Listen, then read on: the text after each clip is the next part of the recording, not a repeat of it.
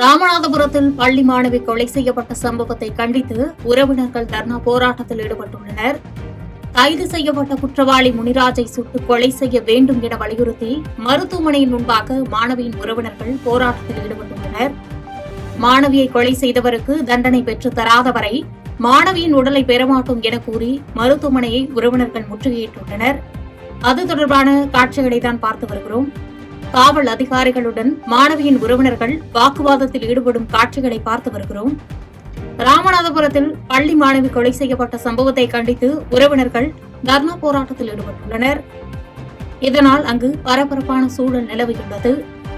பிடிபட்ட குற்றவாளிக்கு உரிய தண்டனை பெற்றுத்தரப்படும் என காவல்துறையினர் போராட்டத்தில் ஈடுபட்டுள்ள உறவினர்களுடன் பேச்சுவார்த்தையில் ஈடுபடும் காட்சிகளையும் தற்போது பார்த்து வருகிறோம். இதுகுறித்து கூடுதல் விவரங்களை செய்தியாளர் தண்டபாணி வழங்க கேட்கலாம். அதாவது வேம்பரசி, ராமநாதபுரம் மாவட்டம் சேராங்கோட்டை மீனவ பகுதியைச் சேர்ந்தவர் சாலினி. இவங்க 12ஆம் வகுப்பு படிக்கும் மாணவி. இவங்கள அதே பகுதியைச் சேர்ந்த முனியராஜ் என்ற மீனவர் கடந்த 10 நாட்களாக பின்தொடர்ந்து வலுக்கட்டாயமாக காதலிப்பதாக கூறியுள்ள நிலையில இந்த மாணவி கடந்த 2 நாட்களுக்கு முன்னாடி தனது அப்பாவிடம் இதை பற்றி தெரிவிச்சிருக்காங்க. அவங்களுமே வீட்டில் போய், அதாவது அந்த முனியராஜ் கொலையாளி குடும்பத்தினரிடம் சமாதான பேச்சுவார்த்தை நடத்தியிருக்காங்க. இந்த நிலையில இன்று காலையில பள்ளிக்கு செல்லும் மாணவியை மறுபடியும் தான் வைத்திருந்த கத்தியை காட்டி மிரட்டி என்னைய காதலிக்கணும் என வற்புறுத்தி இருக்காரு. மாணவி மறுத்த நிலையில உடனடியா கத்தியை வைத்து மாணவியின் கழுத்தில் கீறின உடனே காயம் பலமா அடிபட்டு இறந்திருக்காங்க. இந்த நிலையில முனியராஜ் உடனடியாக போலீசார் கைது செய்து துறைமுக காவல் நிலையத்தில் வச்சிருக்காங்க. இந்த தகவல் தெரிந்த உறவினர்கள் என்ன சொல்றாங்கன்னா, எங்க கண்ணு முன்னாடியே முனியராஜை கொலை செய்யணும், இல்லைன்னா அவங்கள சுட்டு தள்ளணும். ஆக்ரோஷத்துல, அதாவது மாணவி இறந்த சோகத்துல காவல் நிலையத்து உள்ளே புகுற முற்பட்டாங்க.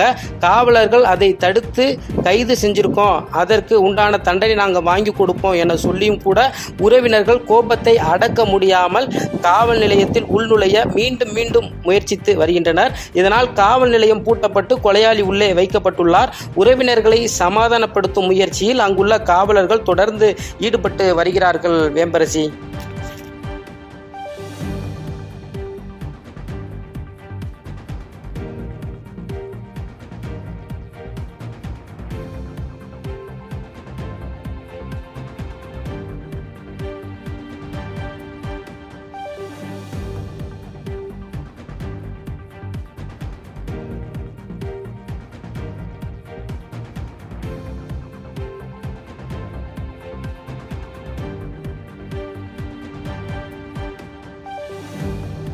செய்திகளை உடனுக்குடன் தெரிந்து கொள்ள கீழ்கண்ட கேபிள் மற்றும் டிடிஹெச் நெட்வொர்க்குகளில் எம்நாடு செய்தி தொலைக்காட்சியை காணுங்கள்.